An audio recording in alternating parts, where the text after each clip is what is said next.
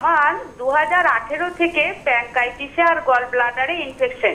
তো আমাকে তখনই ডাক্তারবাবুরা এমনি ওষুধ আপনি সিটি বা এমআরআই করিয়েছেন প্যানক্রিয়াসের আর গল ব্লাডারের? না, আমি এন্ডোস্কোপিতে ধরা পড়েছে। না, আপনাকে তো সিটি করতেই হবে। আপনি লাইপেজ অ্যামাইলেজ করেছেন?